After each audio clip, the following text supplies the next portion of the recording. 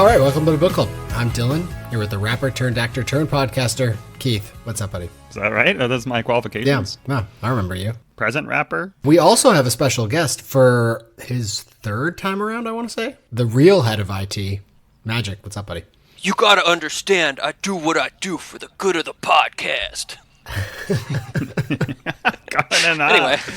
You love to see it. Or I think you mean common in hot. Hey. All right. Here at the Buddy Book Club, we're breaking down some Steam and streamers, and this week we'll be discussing Apple TV's newest hit, Silo. If you'd like to recommend a book or movie for us to read or watch, you can visit our website, buddybookclub.com, or slide into our DMs on Twitter or Instagram, Buddy Book Club Podcast. You can listen to us on iTunes and Spotify or wherever you get your podcasts, so please download and subscribe. Magic, had you watched the show and then done the book? Like, what was your progression here? I picked up the show first. I started watching when it was about 7 weeks in. When the show ended, I was like, I gotta keep going. I physically went to a library to get a library card to get the Libby app to get the audiobook. You know, you can just get, as long as you're a Massachusetts resident, you can get a Boston Public Library card online and get the Libby app. The Minuteman Network. Oh, you're a Minuteman guy. Okay. Respect. I'm also a Minuteman guy, but that's something different. Hey. Stock up, stock down. Keith, what do you got stock up for Silo? Not Wool, but Silo, the TV show. Stock up Grandpa Joe from Charlie and the Chocolate Factory. So Grandpa Joe, he gets a lot of shit. And rightfully so. Yeah. So just for those that are aware, he basically was bedridden with Charlie's 3 other grandparents. He's kind of sitting there, and then all of a sudden, Charlie gets a ticket, and he's like, I can walk. I can get out of bed now, you know? But what about Walker? Can we talk about Walker for a little bit here? Because Walker, quote-unquote, works down at the Down Deep. Mm-hmm. And in the show, they really made her character a lot more pronounced, and obviously in the book, it's a he. But she's an able-bodied person. She's probably 65? Yeah, age might hit you different in the Down Deep. She could be 40. She, for 26 years, has not left her room. Mm-hmm. And why is that? Because she can just sit there, listen to her radio, mess around with shit the whole day, and not do brutally awful work. So she just basically is getting a free pass because she doesn't want to leave her room. She's just taking advantage of everyone. Walker is my favorite character in the book, and now I see that mooching off everyone and making everyone else do hard work. And then Juliet, as a child, comes down, and she's like, you got to work when you're down here. Mind you, she isn't doing shit. She's just sitting in her room the whole day. And she sends her to hard labor camp for 10 years. So stock up Grandpa Joe. He was at least old. He at least had a reason to be in bed. He didn't spend 26 years there. Stock down What Walker. was his reason to be in bed? He had literally no reason. And also think about he's old. So was Walker. And think about he was in not bed. 26 years prior. She's got some agoraphobia. You got to give people some grace, Keith. All right. I don't know. I think you got too much hate in your heart. And if you got hate in your heart, you got to let it out. We talked about this before. You can't just tell someone to do something that you wouldn't be willing to do yourself. If she had put in 30 years of hard work down there, and then the last 5 years she kind of was in that retirement little home there, fine. But 26 years? She would have been 40. She's old, so she probably put in a lot of good hard years down there. How do you think she acquired all that stuff? Plus, she's super knowledgeable. So if you have the know-how, then you can work from home, which is basically what she's doing. Good for her. She doesn't need to go to the pits. She can just, tinker at home. Perfect. Magic, what do you think? If she's actually 60 and has been there for 25 years, she had a good hard 40 years before that, right? So she put in her time and is now reaping the benefits. Exactly. There you go. She wasn't working there when she was 4, was she? I don't know. Who knows? Juliet was working at 13, so. But she's do as I say, not as I do, so I don't really trust her. Magic, what do you have for stock up? Stock up IT. Oh, wow. Oh, all right. As someone who myself works in IT, it sometimes gets a bad rap. It gets a bad rap in the show, but like I said, it's all for the good of the silo. You don't know what's going on behind the scenes. They're just trying to make things as best they can for people in whatever way they see fit. IT also has a bad rap on this podcast because they were a big stock down for me last time. The wife was actually upset because Keith just breezed over the fact that I said IT is watching us for what we're doing on our work computers or whatever. I think I insinuated it was of a sexual nature, and you didn't pick up on that, I guess. I don't know. I honestly don't remember. Sometimes I edit my laugh out because I overpower. So I think I gave it to you on that, but I probably edited it out so you get your points off. All right, yeah. Do you actually think, Magic, that in the show, IT is doing what's good for the silo? That's where it becomes complicated, right? When I watched the show the first time, obviously don't like them. Reading the book, and then as you get some of the answers more in the book than you do the show, you kind of understand the bigger picture of it. So you're okay with a totalitarian governmental Ends justify system? the means. Yeah. I said IT, not judicial. Judicial's a whole fucking separate thing. Yeah, I guess we are talking about the show here. But isn't Tim Robbins kind of like the head of both when it comes down to it?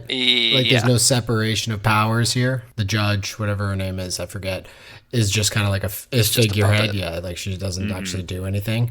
She's like the King of England or something like that. Which I don't understand. Why does he possess that authority? He knows all the stuff. He's like the head honcho. He knows all the other silo situations, which obviously if you've reached this point and you're listening to this podcast, like there's going to be book spoilers in here too, unfortunately. It's just, that's just the way it is. So continue downloading and just continue listening, but yeah, it's going to be hard to do. I mean, he knows everything. So that's why he has like, there's some sort of overlying authority probably that we haven't even met in the book that decides, you know, who. My first stock up is having a terrible imagination, because I do. And I didn't think that was going to be a good thing. But after reading the book, and then you see the ideas that you had in your head about what was going on in the silo, like actually come to life in a visual format, it was wonderful for me. Because like the silo itself, I guess I have a problem zooming out and seeing big things in my head. I just can't see them. So for me, the silo was like that level in GoldenEye 64 when they're like in the nuclear silo, the nuclear missile silo. It was just like a big nuclear missile silo that probably had like a few hundred people in it. And the stairway was just like a catwalk around the whole thing that just went in a concentric circle. I didn't picture this 10,000 person, absolutely massive silo with this staircase in the middle that has like one walkway that goes out to every level. It just immediately looked awesome. And after reading the book, when you first see that, I was like, okay, even if for nothing else, the visuals alone are just going to get me. Mm-hmm. It can be like a blessing and an issue is when you watch a show and then read a book. Because the silo part would be cool because now you can visualize that and like that makes a lot of sense. But I feel like sometimes when you see characters, they like take on the form of the actor. Yeah, Tim Robbins is not ugly. He's a good-looking man. He's beautiful, yeah. It also is funny that Tim Robinson's roles reversed with him in Shawshank Redemption, his most famous movie. He became he's the warden. Yeah, he's the warden in this scenario and then like Juliet's like him. Yeah, she doesn't have to go through a shit tunnel though. At least not yet. Well, I think if you go outside in that radiation, that's kind of going like through a shit tunnel. Yeah. All right, Keith, what else do you have for stock up? Stock up, and this kind of relates to Magic's stock up on IT, but stock up taking credit for others' work. Big proponent of that. Nothing worse than this in the real world, but it happens in the silo apparently too. I think it was episode 9. It ends with Bernard in the IT side trying to track where they are with the hard drive. Mm-hmm. And they're like, we don't know where they are. And Bernard's like, they're good at hiding, but I'm better. And you're like, oh shit, I didn't realize he had it like that. You know, I didn't know he kind of had those talents. Then we cut to Juliet telling the two like nerdy people she's with. I don't know who those people were exactly, but cuts to them, her being like, you better come with me because Bernard's better than this guy. Like he's going to find out where we are. And they turn to one of the guys. He's like, she's right. Bernard is better than me. Then we cut back to the actual ID department. And it's the smart dude that's on the computer, not Bernard, being like, okay, I found them. And then Bernard's like, you mean I found them? It's like, wait, what? Didn't do shit. It was such a weird cut scene because Bernard's not doing anything. He's just watching the guy, and the guy says, I found him. And then he takes credit for it. I was like, huh? In the finale episode, when he actually does get on the computer, all he does is turns it off. Yeah. Like the show IT where someone calls and they just say, restart the computer. That's all he can do. He can't do anything else. It's like, hold on, I know exactly what to do, and just pulls the plug underneath the machine. Yeah, it's like that's why they pay me the big bucks. Yeah, exactly. That didn't make a lot of sense.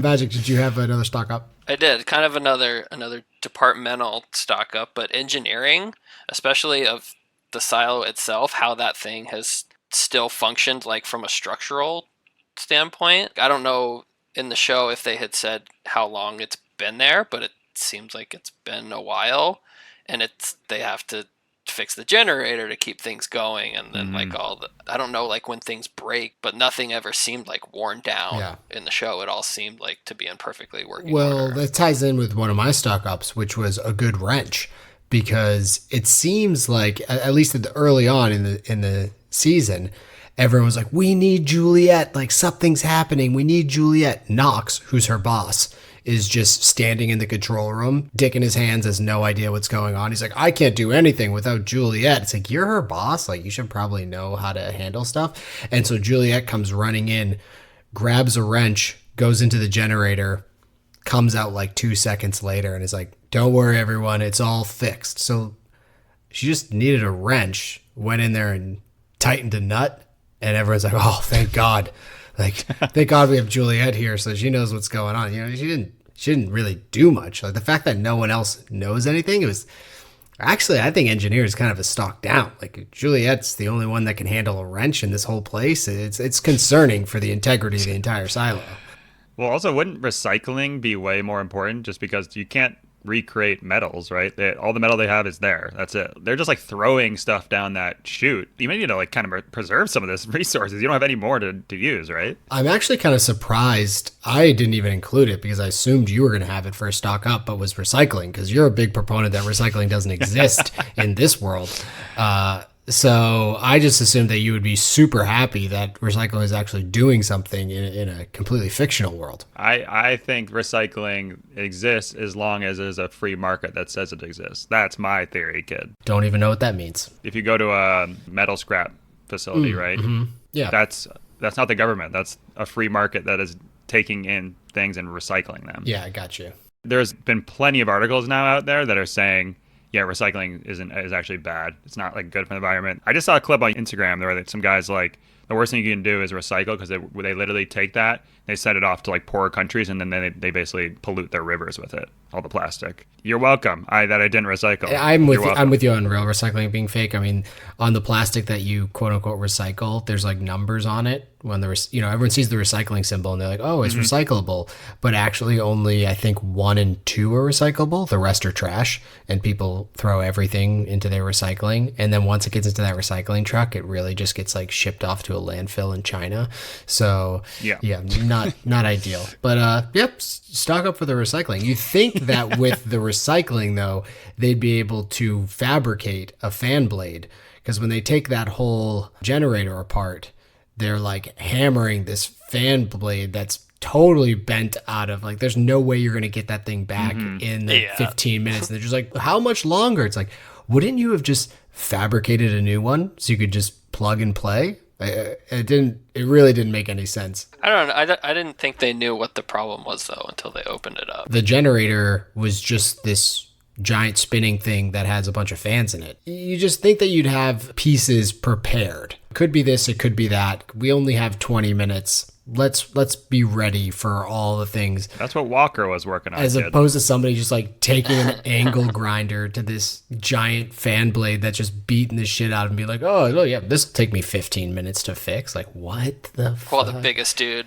in the room is just yelling instructions from the control room. Knox, stock down Knox. What does he do? I honestly don't know what he does here. Like, he should be in Office Space. You know, what is it exactly that you do here? Like, is he a people person? I don't know. I had one, which was changing genders.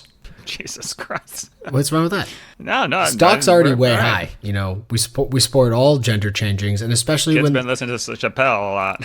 especially when they change them between a book and a show. Sometimes it works for me, sometimes it doesn't. I thought it worked really well with Walker being switched to a woman. It makes a lot of sense. Like Juliet's mom dies, which we knew in the book, but it wasn't really explored. It was explored more in the show. It makes sense that then she would find like a mother figure in the Down Deep, and that would like kind of help raise her, which was like an important time for her. Also, and probably more importantly, what kind of dad leaves his daughter with some reclusive guy that's 300 floors away that takes you 3 days to get to? It seems a little creepy in the book that her dad would just be like, okay, yeah, I'm going to leave you with this person. So it makes more sense. Well, in the book, she ran away, right? Yeah, in the I don't book think she runs away, which is true. But you have to assume her dad would throw some feelers out. And if people were like, oh yeah, I don't know, she's spending a lot of time with this old guy that no one knows anything about that just stays in his room the whole time, probably figure that one out. In the show, I think it makes more sense that it's a woman. And that's a shout out to Caroline for that one. I agree. That's I don't think it really mattered, but I think you're right. The mother figure was kind of key. Yeah, that was good. And I just think in general, this show did a really good job of switching races, sexual orientations, or whatnot. It made it like seamless, and it also was like on top of it. It just was like, okay, great, like also perfect. It makes a lot of sense. Sometimes I feel like shows can kind of force that, and it doesn't make a lot of sense. Where this one, can I add one thing to that though? Yeah, I didn't care for Juliet's accent. It was like, oh, dude, save it for hate. Save it for hate. but that's the one thing. They could all have different accents. He doesn't need to be American unless that takes place in America, and that's spoilers alerts. I don't know. I think it does because they reference Atlanta in the book. But okay, well, and you probably can't have different accents because you're in a silo for 200 years. So like it'd be weird. That's why I was thinking it'd be cool to have if all the people down deep had like a New Jersey accent, right? And the people up top are like British. Like, yeah, hello. I get it. We'll talk a little bit more about that in the hate section because I didn't have a lot there. Last quick one. Pez dispensers or Pez in general. Honestly, a terrible candy. I don't know why we thought these were great as a kid. Candy was terrible. Like genius marketing by them, I guess, to like throw Donald Duck's head on it and it opens up and like you have this terrible candy. The mechanics of it were awful too. Yeah. So it doesn't really make a lot of sense. Didn't make a lot of sense. Like the only thing that was fun about it, I guess, was like opening up as wide as you could and then putting your finger or your willy in it and then slapping it down. Jesus Christ. That was probably the only enjoyable part. It seemed like the Pez was supposed to be important somehow, and it had a little thing attached to it, but it didn't seem to mean anything. What do we got for stock down?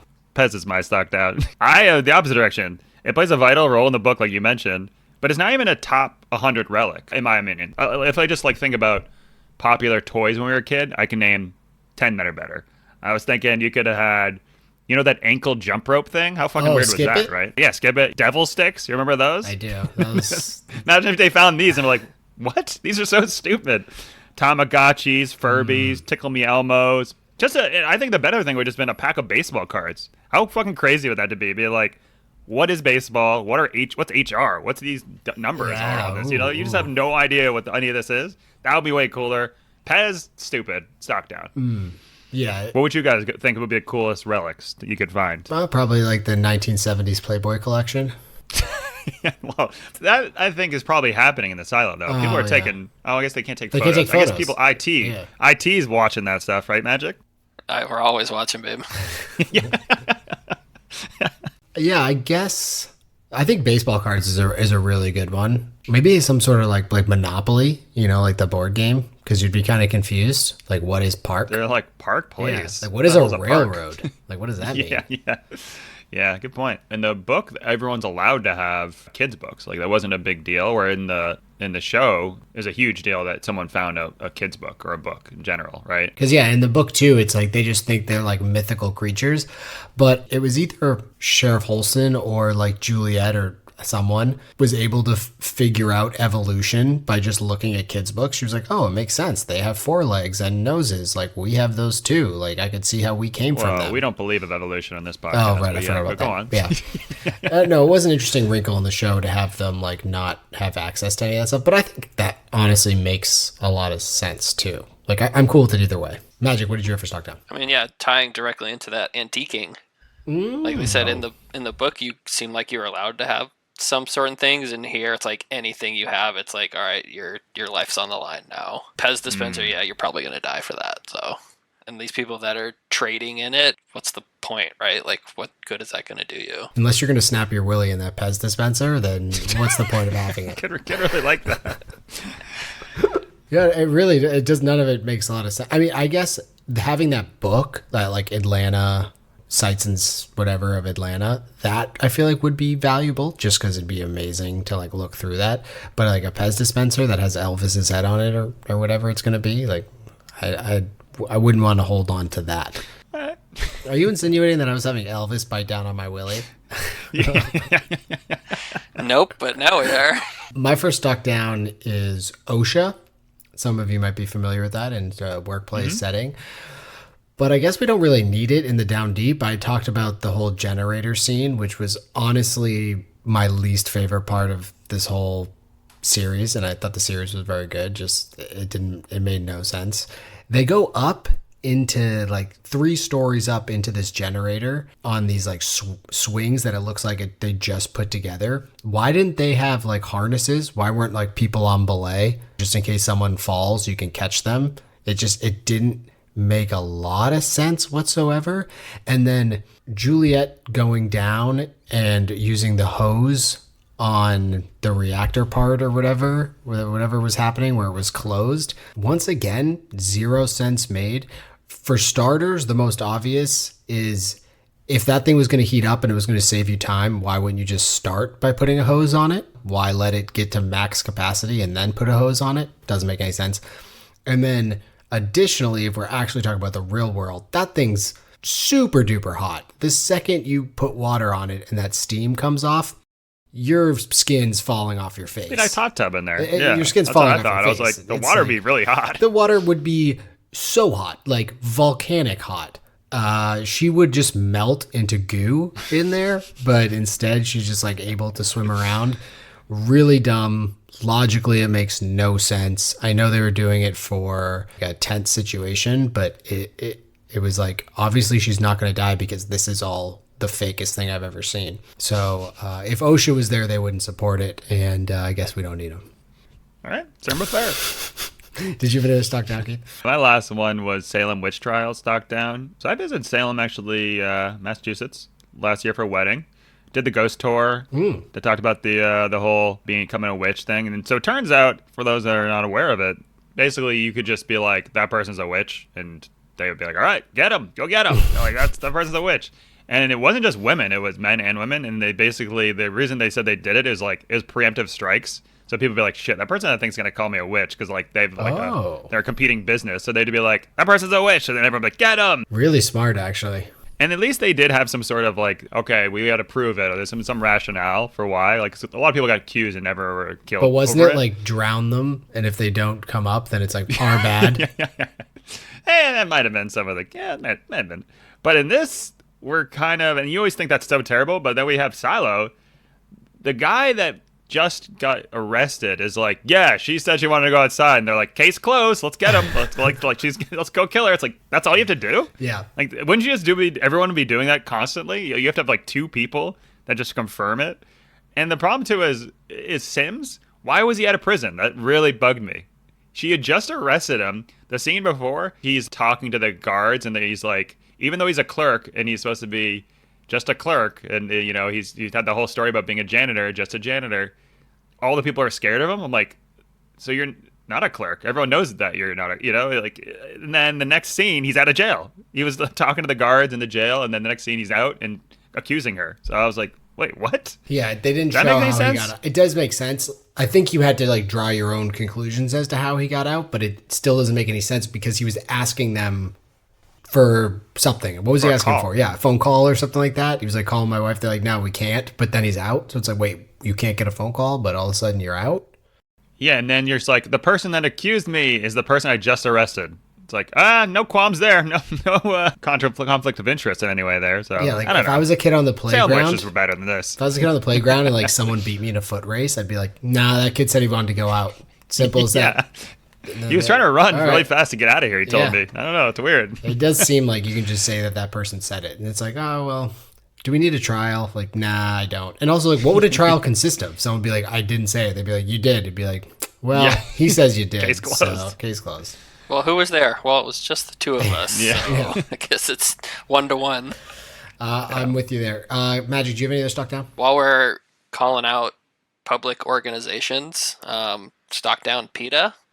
There you go. What's up Oh. with the dogs in the silo? Which dogs? You never saw them, but when Walker went up to supply and the dogs were barking, and That was DMX. That wasn't a dog. No, not just me. Magic continue. When Walker went up, Is that a door? All right, I'm out. See ya. I want out. I When want the out. supply lady was like, "Dogs, be quiet." I was like, "Wait, there are dogs here?" yeah. I felt like that was so unnecessary to have that happen, because then you just go down a path of like, well, do the dogs just sit in the apartment all day long? Do they go out? Do they just like piss all over the stairs? Like, Yeah. no outside time or anything? questions. Like, what a terrible thing to have a dog in here. Yeah, they just like piss and shit everywhere. And the bunny rabbit, which was ill, Yeah. and no one could fix it except for like illegal methodology or something like Yeah, they that. need to like take implants out of its brain. I feel like there is a rat issue in the book. It would make sense to either have like cats or like something to combat the rat problem. Yeah, interesting. I don't know why they had that. Doesn't seem to make any sense. There was a couple throwaway lines that I was kind of confused about in the show. Well, honestly, I feel like our tone has been pretty negative, so I think we got to flip the script around. Keith, what do we love about Silo? The character backgrounds, I thought they were awesome. They filled in a lot of blanks on a lot of people. First episode with not being able to get pregnant because they basically were trying to force people, basically compliant people, only to have kids. I thought that was perfect reason why you'd freak out and like kind of go a little bit insane, which is what, Rashida Jones's character? yeah, Rashida Jones. I also thought she was a phenomenal actor. I didn't think she had that kind of range. I thought it was really, really good acting job by her as well for that part. I thought she was really good as well. A lot of the additions, especially the first like 5 episodes, I thought were great additions. That was my number one as well. I mean, it ties into it, but like the pace of the show, the book kind of happens pretty fast, even though it's like a 15-hour long book. Like the first little bit happens really fast. I think I talked about it on the podcast, but like within the first quarter of the book or third of the book, like Holston dies, the mayor dies, the deputy dies, and Juliet is getting let out, whatever the case is. But this, they just like slowed it down and just decided, okay, all that talk about Holston and his wife, which we don't really know at all, like let's make a whole episode about that. And they got Rashida Jones to do it, who was awesome. And it puts a lot of weight into Holston's decision to go out, because in the book, it's like, wow, he did all this for, he's been a sheriff for so long, and he just like cracks one day, and we knew a little bit about something that happened with his wife, but they dove into it, and I thought it was really, really well done. Additionally, with Juliet's background, because we don't really know anything about her background in the book, besides like her brother died in childbirth or whatever the case was, and her mom died. But they go into more there, and even like the George stuff, because Caroline had watched the show and then read the book, like done the magic route. And when she's reading the book, she was like, so George just like isn't in this? And she was like halfway done with it. I was like, well, he's like kind of referenced, but he's not like a character. But having that backstories was really good, as well as just having this, because I talked about it in our book podcast, how it didn't make any sense that no one was really questioning this society. Like there wasn't a sub-faction that was like, what the heck's going on here? But having that underground that exists in the show, I think that's real good tension, and also makes a lot of sense, because there would be, if there's 10,000 people, there's got to be 100 people that are wondering what the fuck they're doing there. The one thing I wrote down first was definitely like the hook of like, you don't really know what you're getting into. Pace right off the bat, the character, the world building. I'm glad I didn't start right away, because I was like stoked to have 6 episodes to watch like back to back to back and not have to wait to like get answers. Some of the like the shows that leave like big cliffhangers or like questions then that get answered but only lead to like more questions. I feel like this has kind of like a pretty simple question of like, what are they doing here? Why are they here? But then kind of surrounding that and unfolding that, but also like doing a good job week to week of keeping you interested. And outside of like those middle 2 episodes with the generator stuff, like each episode was really compelling in like the direction that it was going. Yeah, and I think that all relies on good characters. They had really good characters. I mean, at least I personally thought, outside of the accent, that like Rebecca Ferguson was a good Juliet and played that part well. Even, all the side folks, even Sheriff Holston was so good as well. Will Patton, I mean, as Marnes, I feel like he should be up for an Emmy as Marnes. He was so good. Gone in 60 seconds. Yeah, exactly. Also, Remember the Titans. Yeah. Oh, yeah. And I like that they switched a lot of the character traits. Instead of having Marnes be like, I just like this girl for why he wanted Juliet as the next sheriff, it was Holston that had recommended her. And Marnes actually was like, nah, fuck this. I don't want this girl to be the next sheriff.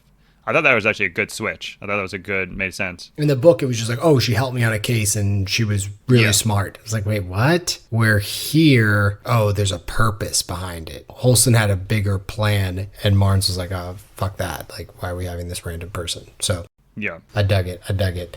What did we think about, because this was a big one and mostly Magic, I'm wondering what you think about it, but the screen flicker during the power outage, when they restarted the generator or whatever and they showed the screen to the outside and it flickered with It flickered from gray to green. Yeah. Was that like a oh shit moment when you saw? That was it was like, oh, the program stopped working and they actually showed what the outside was like.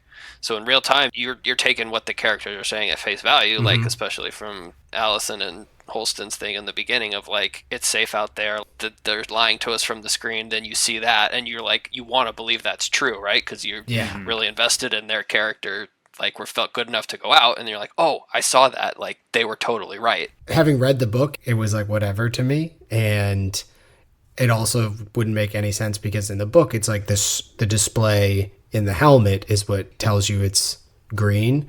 But like, why would the overall display just like switch? It seems like a terrible idea by IT. Yeah, like in hindsight, that was a very odd thing. So it didn't make a ton of sense to me. But after thinking about it, I was like, oh, if I had just watched the show, I would be like, what the fuck just happened? Oh, yeah. Because Caroline was freaking out about it. My brother-in-law was like, have you got to the scene when the screen flickers? If I just watched the show, I'd be like, oh shit. And it does such a good job at making you believe the outside is safe. Because that's what the wife was asking me the whole time. She's like, oh, it's safe. What are they doing in there? What are they doing there? Tell me. I was like, I'm not going to tell you. I know this. Like, what do you just watched 2 episodes? That's what you want to know? That was my one complaint about the book. Then they had Holston go outside and take the mask off. And that was like chapter 2. Yeah. And I was like, oh, I wish they didn't tell me that. Because I would have been on that train the whole time too. And it was almost like a early reveal, which I think the TV show did a great job of not doing that. So even though it didn't make sense that it flickered to that, I do think it was good for the TV viewer to see that. Yeah.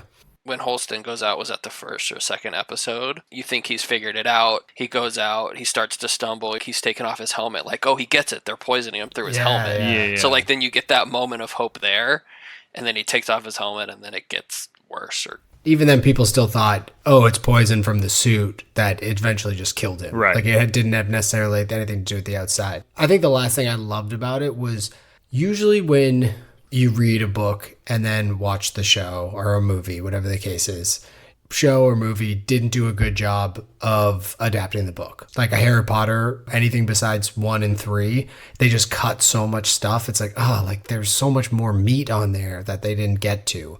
And I understand it's like, a movie, so you have to cut some stuff. You can't make it a 500-page book. Or it's just totally different, where it's like they just take their own liberties and it goes like so far a different direction that you're like, this has nothing to do with it. I thought they towed the line really well with this show, where they made it pretty different. Like they included a whole judicial stuff. Billings has a much bigger role in the show. It's basically very different than the book, but it stays true to like the vibe and the themes of like everything that happened in the book and just expands on it. That I thought from like reading the book first, it was a really fun show to watch because it was different. So I was engaged with it because I was like, oh, this is like new stuff that I haven't read before that's included in here. But it was also the same in that the vibe felt true to it. All right, Keith, what do we hate about Silo? The one thing that I didn't love is you can't really have this big of a conspiracy with that many people that are involved in it. They had the judicial, like, whole police force. Then they had the IT section that were looking at cameras. They were, like, well involved in what was going on everywhere. Close your eyes. Don't look. forget what you've seen. Yeah, the thing with the book is that everyone was siloed, pun intended, and the person in IT doesn't know the whole big picture. They just know they were one little thing, right? Yeah, everyone had the wool pulled over their eyes. That's a great point. What was the point of the police if they have a judiciary police force? Like, it didn't really make sense that they added that in because now you just have 2 police forces. Yeah, like the cops come from you and they're like, oh, it's not judicial, so whatever. Kind of how like Hitler's regime worked with lots of different police. Like, wait, which police are arresting me? But it didn't make sense there, and it doesn't make sense here. Okay, yeah. I'm with you on that part. Magic, what'd you hate about it? Hate's obviously a strong word, but the that's what fact that there, like Keith was saying, that there's so many people involved, what's supposed to be 10,000 people, but between all of the judicial people, all the people in IT, the thousands of raiders that they had that were conveniently on every level when they were trying to catch people. It's like, so how many like just normal citizens are there? It just seemed like there was more people in on like the bad side than the good side. I guess maybe that's what they want you to think. I think both of those points are really good. That it seemed like there was just like a lot of bad people, quote unquote, and also the fact that a conspiracy only works if there's a few people that know. So you can't just have a conspiracy with everybody and then just tell them to close their eyes. It just doesn't make any sense. Yeah. What I thought he was going to do there was just shoot them all in the head. Boom, boom, boom, boom, boom. Yeah, that makes sense. Okay. Like this makes sense, because you can't just then assume like all those people aren't going to go home and be like, I just saw some wild shit, you know? Yeah. Like they got wives, whatever. We've talked about it. So yeah, Juliet's American accent, it's just not good.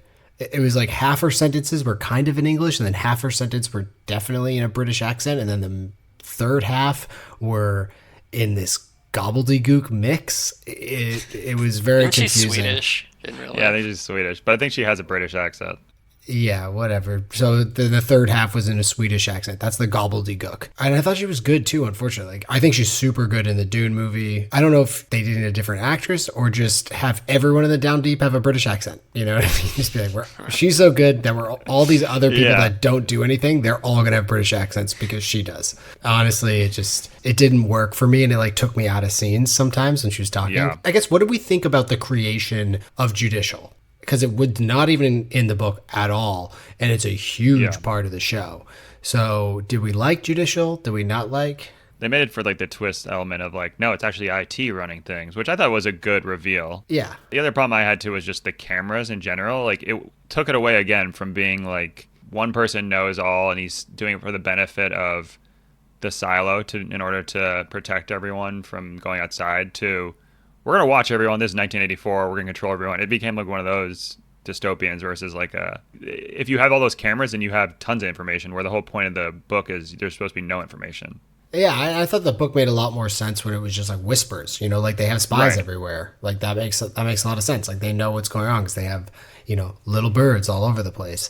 Where they have cameras, but the cameras like would need to get fixed. So then like even the people that went in there to fix them would know what cameras are and that they existed. Yeah. It's like you can't just have a camera for 200 years that works in a mirror. And at no point was there like a little kid playing ball in the living room that like hit the mirror and the mirror cracked. Well, they were like, people- oh, it's a oxygen sensor. That's what their excuse for what was. But yeah, at the same time, it's like, you can see a reflection. Yeah, you don't in need it. to hide an oxygen sensor. Yeah, exactly. I thought the judicial creation was good. I think in the book, it's just like IT and specifically Bernard who like leads everything. So you kind of know like, okay, he's the bad guy and like everything's, you know, that comes out of his mouth is bullshit. So having this patsy there that is the entire judicial branch, I thought makes a lot of sense for the show. I was okay with it. I was a little confused at first. I was like, wait, who, what, where, when? I dug it. And especially when you find out that like the judge just doesn't know what's going on. And then everyone thinks it's Sims, you know, everyone's like watching, they're like, oh, Sims is the one behind it all. Magic, when you watched the show, did you know that Bernard, before the corn scene, did you know that he was Don't think so. Looking back on it, I think you're saying one of the big changes with Judicial and some of the other plot points was like to try to throw the viewer off, right? Like this mysterious Judge Meadows. Oh, that's definitely the person behind the curtain who's ruling and everything in the way that it is. And I feel like you could see it coming after a while, like just knowing how shows work. You're like, this is all kind of like intended misdirection, whether or not it's actually relevant to the story. When he gave that awful eulogy, that's when you had to know. It's like, this guy, there's something off with this guy. What was that eulogy? Holy shit. something off of this silver fox? Last thing for this section that I have, at least, if you guys have anything, let me know. But what did we think about the syndrome? It wasn't really explained. It definitely wasn't in the book. What did you guys think about that addition to the show? So the syndromes of the syndrome was what cannibals get, right? So are we sure they just weren't eating humans? Hot take? No? Hot take. Just Hot me? take. Just me? Anyways. I thought I thought cannibalism, you get this like brain disease. Is it called this syndrome or whatever? I only know it from what's the Denzel movie there, where they show up to the people's house Book of Eli? and their hands are like shaking, and he's like, "Oh, we gotta go," and Mila Kunis is like, "Why?" And he's like, "Look at their hands; they're shaking. They've been eating humans." And I'm like, "Oh, okay. Any person's hands that shakes." Yeah. Or It's cannibals. called Kuru. It's a very rare disease caused by infectious protein found in contaminated human brain tissue. So yes. Found from people in New Guinea who practice a form of cannibalism where they eat the brains of dead people as part of a funeral ritual. I'll eat your brains, Keith. I'll figure it out. I think it's too early to tell. Yeah, I agree with Magic. It seems like there's like a lot of things that they had that like might be relevant in future seasons, or they might have just been there for kind of like a instant shock value, right? Like the screen flickering, did that mean anything for the future, or was that just like a, oh shit, like I can't wait to turn it next week because of that screen flickering? Or the, like you're saying, the Pez dispenser, did that actually mean anything, or was that just kind of there to be there? I'm thinking the syndrome is going to play a bigger part in it going forward. I thought it had no basis in this show whatsoever and was like kind of useless, but I'm assuming it's just kind of like to set up the future stuff. Similarly, Common's character, which I guess would be my last hate, I thought Common was terrible in this, honestly. Oh, I thought it was good. Yeah, Right. okay. I thought his acting was just like when he throws that guy over, like the whole speech he gives, I was like, it didn't do it for me. And I like Common in general, but it didn't do it for me. But I think he's actually going to be a good guy. That's my Well, he's going to theory. be playing the roles of Billings, I feel like, right? I feel like he might play the role Or of of Lucas. Lucas. Sorry, that's what I meant. Yeah, I think he Yeah. might be like Lucas. Yeah, once he actually finds out, which I feel like, how would he not know, though, at this point? He knows everything. There's Well, 'cause cameras his- everywhere. It's His like, wife was like, we have a plan. And I think their plan, like they might be just like moles for the underground that they've been doing it for years and years and years kind of oh, thing. gotcha. Right, yeah, I think Okay. that's one of the like things that. that is going to come up in future seasons that wasn't a part of the book, is that whole flame keepers thing, right? That was Yeah. the Yeah. secret We also society don't know or if whatever. in book 2 and 3, a lot of this stuff that is maybe covered, like more the history and stuff of the characters. I wonder if that occurs in that. But yeah, we never know. Well, I am going on a road trip next Saturday, and I will be listening to that book. Some studio notes. The show was created by Graham Yost. He wrote some episodes of the best miniseries ever created, Band of Brothers. Also did some Pacific episodes afterwards. He wrote Speed, heard of it. Broken Arrow, heard of it. Dark Rain, maybe you haven't heard of that one. But Speed and Broken Arrow, he wrote those two movies, which are classics, in my opinion. And he created and wrote Justified, which I haven't seen, but I know a lot of people really love that show. Graham Yost, he can hang. He can hang. Silo, or Wool, was originally supposed to be made into a film in 2012, but was picked up by Apple TV as a series in 2021. They just renewed it for a second season, so we will be having season 2 to continue the story. Recast, rewrite, review. Keith, do we want to recast this? Did you have any recasters? No, I thought they did a great job, like you mentioned earlier. Maybe Julia getting her an accent coach. Yeah, there we go. Give her an Dialect accent coach. Yeah. Yeah, I don't know who I'd replace Common with. I thought his beard was really good. His beard is tapered. So he must have like a clippers as a relic or something like that he uses on that face, because it's ideal. Let's review it. So what do we think? Would you recommend it? Magic, we'll start with you. Yeah, I mean, 1,000%, yes. One of those shows, if all 10 episodes were available when you start watching, it's the kind of thing you can do in a weekend. That's what I did. Yeah, it's exactly. Like, it's each episode like answers enough questions and has a hook at the end to get you to tune in next time while still like advancing the storyline. And I don't know what order I would go in though about the book first versus the show first, but I think it's definitely worth doing both because of it's not like an exact copy. There's a lot of differences that make them pretty unique in the chapter to chapter part of it, but the overarching idea is still the same. Yeah, I mean, I think just the simple fact that you said you don't know which order to do it in says a lot about the show itself, because normally it's like, yeah, read the book and then you'll get some beats. When you watch the movie, it'll be fun, but you're not going to get it all. Where this, it's like, I don't know, maybe I'd watch the show because it's only kind of like halfway through the book and there's a lot of additional interesting detail and the visuals are great. So you can then go back and read the book and get even more stuff. And it kind of fills in, like we talked about, it kind of fills in all those gaps that are just kind of quickly talked about in the book. So yeah, I think that says a lot about it. I really like the show. I mean, dystopian stuff is right up my alley. I love it. I know it's up Keith's alley, so you would agree, Keith? Yeah, I mean, I don't know how many buddies you gave it. I gave it 3 out of 4 buddies. Yeah, I think three buddies is accurate. It'd be like 2.75 to 3, but I'm gonna go with 3. I wish I watched the show first, preferences, because I think the visuals and the twists that they add in the backstory would have been much more satisfying had I not read it first. And then you go to the book. I mean, this is what Magic did, but then you go to the book and you get more answers and you get a little bit more details on, especially the Juliet surviving the outside. That doesn't really get covered very well in the show, whereas the book covers that really well. It's like, oh, okay, I get now why she was able to kind of breathe out there. Well, I think they're gonna get in on that in season 2. Yeah, I'm sure in season 2. Yeah, that's true. It's just funny as well that you think you have to watch a show to get more detail, because usually it's like the book gives you more detail, but when it comes to like Holston and his wife backstory or Juliet's childhood, like you need the show to get that background, which is funny. I think the one part about watching the show first that helped was less about like characters' looks and appearances, but more so of like the layout of the silo itself. Like not having a visual to go off of when you first start reading about it. It's like, well, I don't even know what my mind would think that even looks like.